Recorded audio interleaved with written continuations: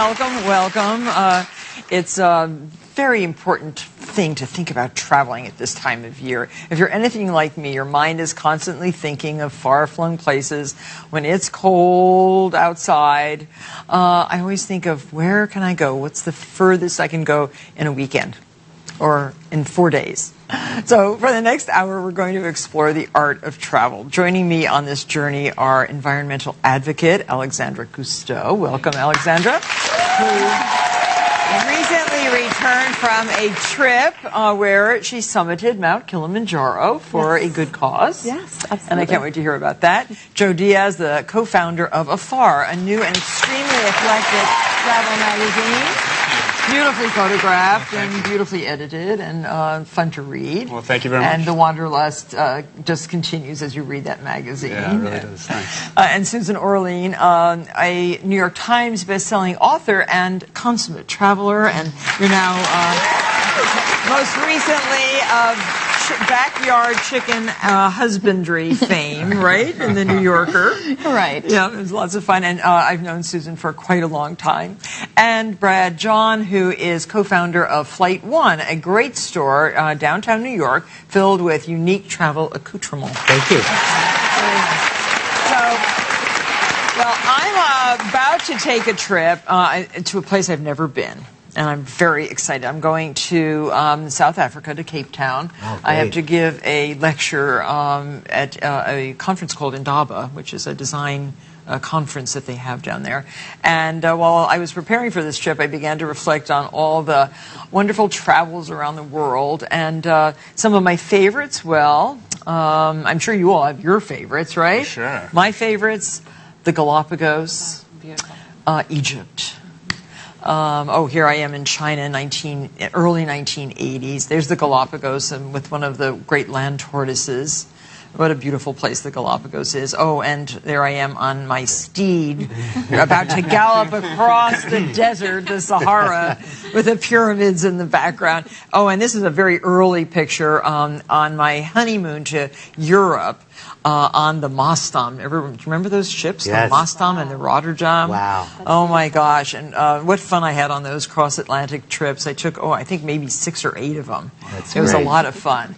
And what's been your most memorable trip, Alexandra? You know, I think about that a lot, and I get that question a lot. And I think, I first went on expedition with my family when I was 4 months old. I've been traveling ever since, and so every place I've been is unique and exotic and wonderful in its own way.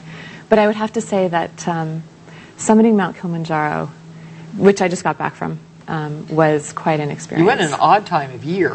And we had terrible weather. Yeah, I mean, they get to the top of this mountain, which I have been to. I have been to the very top, Which also. is very impressive. I summited that place. Oh, they laughed at me. They thought I would never make it. You know, I was the oldest person signed in at in the book.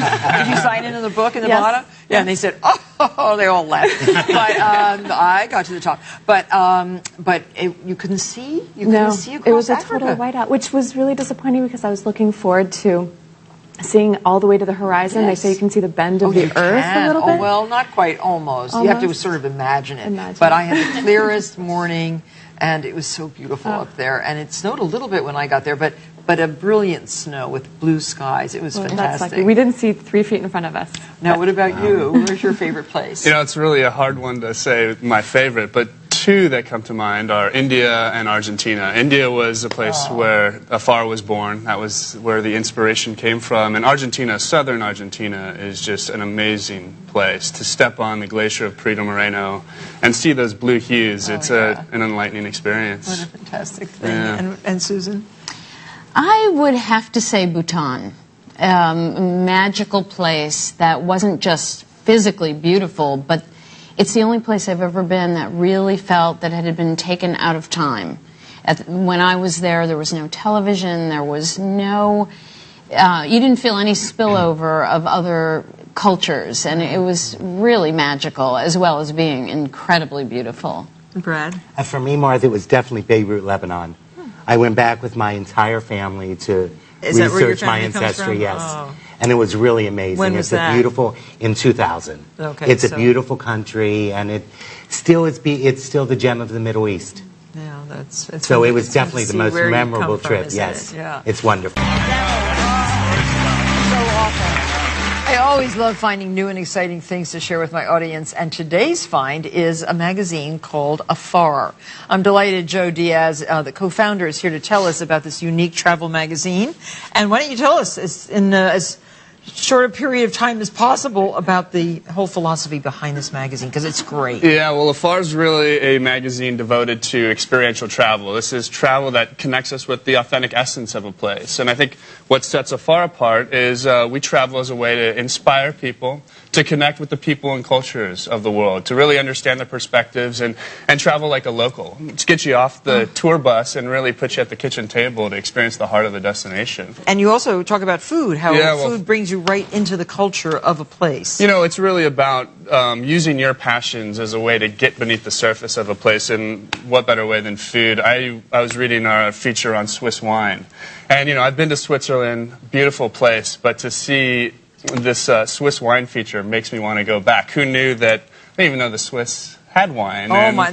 Some of the best wine in the whole. I knew that, and some of the best food. You know what I learned was that Switzerland produces about a 20th of what California does, but they only export 2% of it. Why? Because they love it so much. They drink their own wine. So I'm going back to Switzerland. So any other features we should look for? I mean, besides, well, you have the resident feature, the connect feature. Yeah, well, so a couple features that I really like. Mix is a department that really shows us how we're all similar, yet all very different. And so I like to think of this as our golden thread. It really shows houses and how people live. And so, you know, we can see how we're all different, yet you should very make that. similar. I actually, when I looked at this, I thought you should just make this sort of like a little contest and identify where those houses would be found. I think we're going to have to do that on Afar.com. Yeah? Why don't you? We're going to. No, it's so much fun. I mean, it's really an exciting thing. I could identify...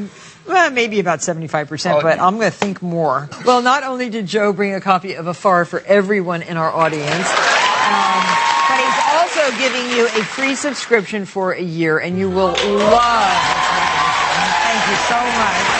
And if you log on to afar.com/Martha, you'll receive a 20% subscription discount. So send it to your friends who really love to travel.